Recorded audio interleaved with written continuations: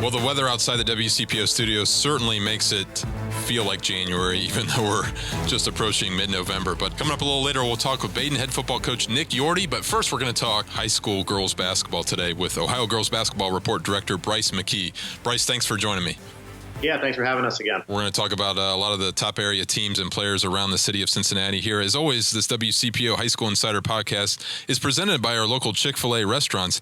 Catering is Chick-fil-A's winning play of the game, perfect for your holiday parties. Order today in the app. As always, you can get this WCPO High School Insider podcast on Google Play, Stitcher, and wherever you get your Apple podcasts. And the Ohio girls basketball season, if you haven't been paying attention, it begins next week. It starts November 22nd, and a fabulous event that the Ohio Girls Basketball Report puts on each year. The Journey to the Tourney will be hosted by Lakota West this season. Some excellent games, talking about November 23rd and 24th that weekend. If you are a fan of basketball, you definitely want to be in Westchester that weekend. And Bryce, first of all, I want to bring you into the conversation here about that event specifically, and what do you like most about this year's Journey to the Tourney? Yeah, we're really excited. The Lakota West community does a great job hosting the event. Very hospitable. We're very grateful to have them be a big part of it. They always have a really solid team and fan base as well. Ton of local talent this year in Dayton, Cincinnati, so we'll be showcasing a lot of those teams. And then actually today, the Max Preps Top 25 preseason poll came out, and the two out-of-state teams, we have New Hope from Maryland and Hamilton Heights from Tennessee, who was at Classic in the Country last year, are ranked 1 and 2. So to be able to have those level of teams come in and play against Ohio's best is really a testimony to the level of teams that we have in the events and the talent that we have here in Ohio. And obviously, New Hope is going to be playing Mount Notre Dame on that Saturday night at 6 p.m. and Lakota West will be playing Hamilton Heights at 7:30 p.m. that same evening on that Saturday. So these are some marquee games, as always, and a lot of college coaches will be there too, from what I understand. That's usually we're really excited this year. Typically, this has been a Thanksgiving weekend event. But with the season moving up a week earlier this year, we thought we'd move it up as well to opening weekend. And I think it will really free up more college coaches to be able to come because they're not out on, huge trips to the Virgin Islands or Bahamas or whatever with their teams. So most of them will play either Saturday or Sunday, but we're hoping, on their off day they come through. And we've had a really good response so far. And OGBR released its state rankings this past weekend. No surprise, defending Division I state champion Mount Notre Dame is ranked number 1 there in Division I. They're ranked number 13th nationally by Max Preps. And let's just start with the Cougars, Bryce. No surprise there with the amount of talent that they return. Talk about some of their top players. Yeah, Mount Notre Dame is going to be, really good again, obviously. Graduated 2 really good players in Gabby Marshall and Julia Heffling, but return the majority of their backcourt. You've got Mykyra Cook, who I think is the best point guard in the state as a senior. Layla Felia, another junior who's really, really good. And then KK Bransford, who is top 5 in the country nationally. So I don't think there's probably a better backcourt in the country. And they've brought in some new talent as well, some freshmen, and, really have rounded out their roster. I think, they're the clear favorite in Division I in Ohio. And, they're in the driver's seats as long as they continue to work hard and do what they do. If you don't mind, maybe some fans who've only watched during the high school season, during the winter season, can you talk a little bit about those 3 in the backcourt, but KK, Layla, and Mykyra, maybe how they've improved over the summer and the fall? Sure. Mykyra, is your consummate point guard who can run a team. She can score. She's really vocal. She's just a great leader. So I think she has a nice calming presence about her, too. When things do get tough, she can kind of keep everybody together. This summer, she really scored at a high level. She was one of the best defensive players that we've seen.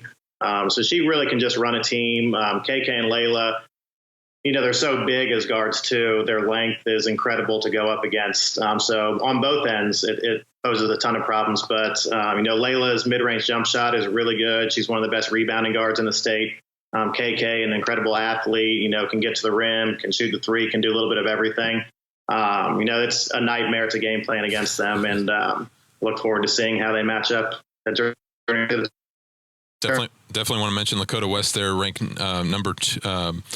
ranked in your OGBR rankings as well, and they play number 2 nationally ranked Hamilton Heights, as I mentioned earlier. Coach Andy Fishman, you never want to count him out. They have an excellent core of returning players: Nevaeh Dean, Chance Gray. Can you talk about the Firebirds a little bit? Yeah, I think the saying for the Lakota West program is always tradition doesn't graduate. They've been a incredible force in Ohio for 10 plus years. So they're always competitive. They did graduate a lot of their, supplemental, I would say, players that have gone around with Nevaeh and Chance. But Nevaeh and Chance are a really great combo. Nevaeh also had a big summer, can really score inside, the glue to any team, really. Chance is one of the best shooters in the state, but really has worked on getting to the rim a lot as well and can score in a variety of ways. So they're always going to be a really good defensive team. They're going to game plan, really well coached, and, a tough out in the tournament. We had National Signing Day, obviously, today, and one of the programs here in Cincinnati that had multiple signees was Mercy McCauley. They're in number 10 position, tied with Hannah Lincoln there in the OGBR rankings. Lexi Fleming, Ashley Tudor, senior forward Alex Smith. Talk about what Nick Baltimore has there with Mercy McCauley this year. Nick's done an incredible job. He, runs a lot of the Princeton offense stuff, which is really hard to guard. They teach it really well. They run their stuff really well. So they're really structured. They make sure their best players get the right shots at the right times. They're really good defensively. He does a great job game planning. I just think they're kind of a team that I think can move up in those rankings as well. Gave Mount Notre Dame all they could handle a couple times last year. And those should be great games in league play as well. You got some teams on the bubble here in the OGBR rankings. Again, preseason rankings, so a lot can change. Mason, Loveland, Princeton, and Walnut Hills. What do you see from some of those teams and maybe some top players out of that group? Yeah, Mason's really young this year, so it'll be fun to follow their growth throughout the season. Coach Matula does an incredible job as well. Loveland, I think, with Jillian Hayes, gives them a chance in any game. One of the best players in Cincinnati, going to the University of Cincinnati. Princeton, I think, is probably the one on the bubble that could move up the quickest. They had a great regular season last year, have a ton of talent coming back, a new freshman point guard in Soleil Williams. So they definitely have a ton of talent. Jill does a great job, has been to the Final Four and won the state championship. So I think they have kind of the pieces to move up out of that group of teams pretty quickly. They play Berlin Highland, a traditional power at during to the tourney as well, so that could be a statement game for them as well. Speaking of UC, in Division II, Roger Bacon is number 4 in the OGBR rankings, and they have a junior power forward, Clarissa Craig, who's verbally committed to UC. Before we kind of go into Roger Bacon, what do you see from this UC program, and what do you like about the recruits that they're going to be getting here in the next few years? Yeah, Coach Clark Hurd has done a great job recruiting in-state.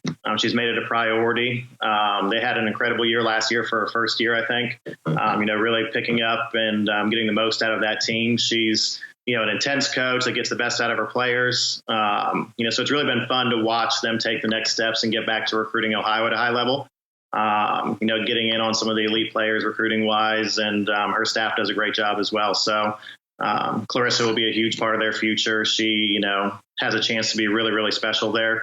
Her and Jillian will be a great combo for sure. Obviously, we mentioned Roger Bacon, and then Division III, Purcell Marion and Waynesville. What do you like out of those two teams? Yeah, Purcell had a really good year last year, and I think, they're really well coached. They have a good amount of talent. They play a fairly tough schedule. I think it just prepares them to be successful. And then Waynesville, had a great year as well, and I think returns a core of their team where, they have that experience of making a deep tournament run and can hopefully do so again. What do you see just around the state, Bryce? I mean, obviously here locally, I think, the road to Columbus, so certainly in Mount Notre Dame's favor here just in the preseason, but what do you see around the state in terms of talent?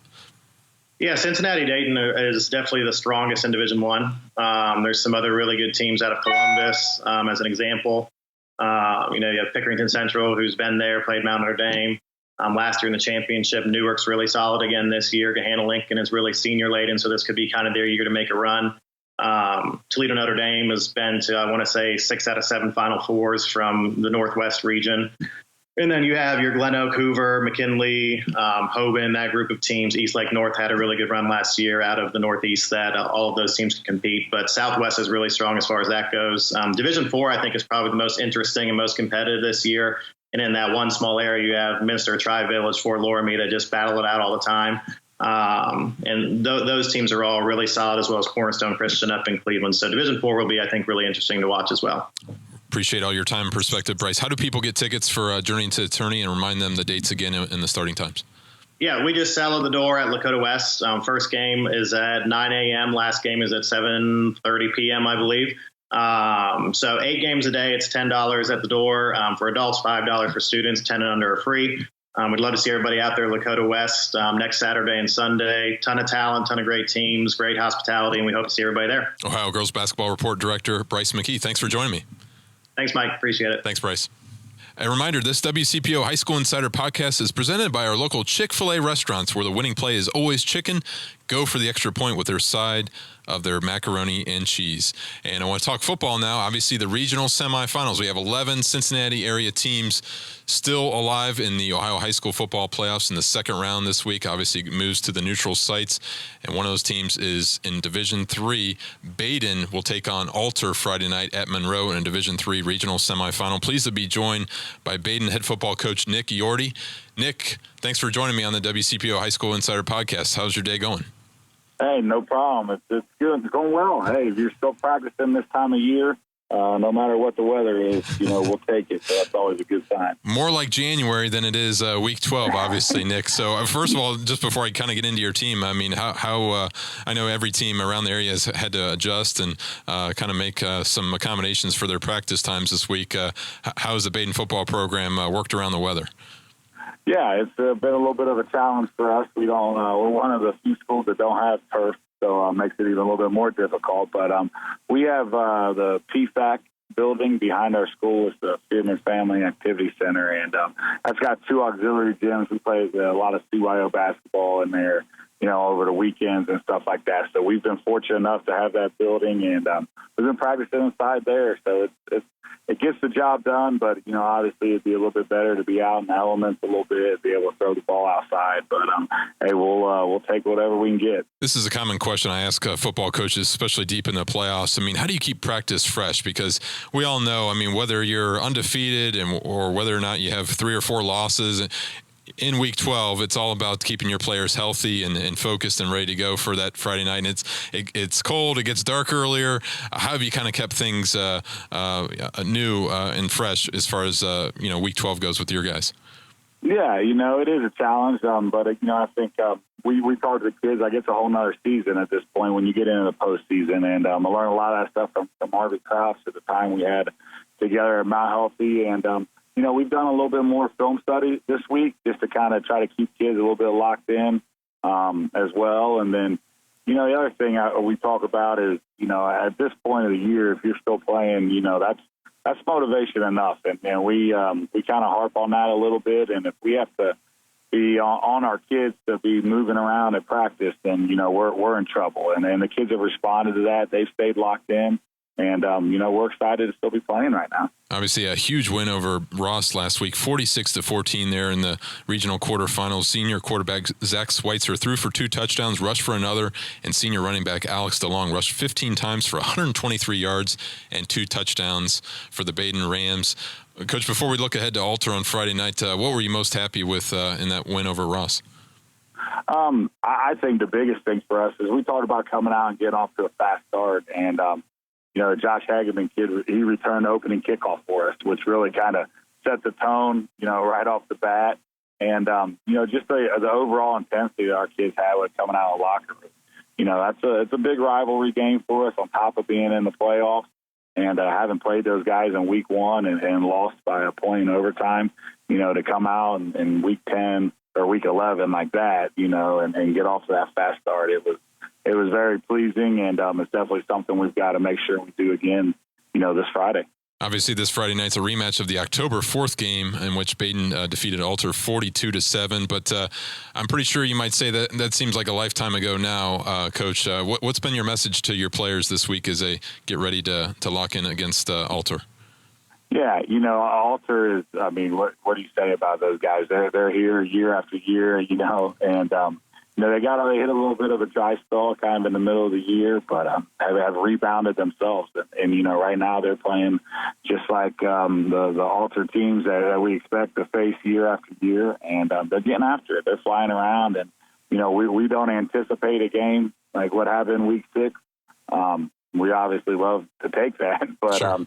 It's a totally different Alter team right now, and they're used to being in the playoffs, being in this situation before, and we're definitely expecting the best from them. And it's a GCL game, and it doesn't matter who you're playing, but when you're playing Alter in week 12 in the playoffs, it's going to be a battle. Can you talk about your guys a little bit, Coach, there, especially on the offensive side of the ball? What do you like most about the way you guys are playing? Yeah, we, it's no secret around here that, we got off to a little bit of a slow start, and we're 0-2 to start the year, and we changed some things up, and the biggest thing for us was, our kids buying into that and kind of switching up from a wishbone based offense, run heavy, to now being a lot more spread out, and just the way our kids have responded to that, and I've really just been like sponges, soaking up the information, the plays, the play calling, and those type of things. I'm really proud of them for what they've been able to do. And who's playing well for you defensively right now? It'd be a shame to try to point out one kid. Our defense from week 3 on has really stepped up, and they've played some really good football here past couple weeks. But we've got some good linebackers. Evan Slinsker, primarily in the middle, has done a tremendous job this year. And did the same thing last year, and we needed that from him. We expected that from him, and then we got some guys up front. Our D line has been playing really well, especially the past 3 or 4 weeks with getting off the ball, creating a new line of scrimmage, and getting after it. So I'm really just proud of all those guys, to be honest with you. And Coach, before I let you go, what's it been like just around the school and the community there, the support for the Badin football program, and obviously in week 12, a lot of great things happening for the Rams. What's it been like, just the reaction that you've received and your players have received around the community? Yeah, it's been great. I think any high school at this point in time, the community really rallies around that and supports it. And, it's no different for us. I mean, we've got a lot of alumni, coming back around, sending emails, text messages, those type of things. And, there's just the kids in general, just a lot more energy. It's more energy in the school during the day, and then obviously, carrying over into practice. And that's the big thing is carrying that energy over into practice and getting prepared to play football game. Badin head football coach Nick Yordy. Nick, I really appreciate your time and perspective. Best of luck to the Rams on Friday night.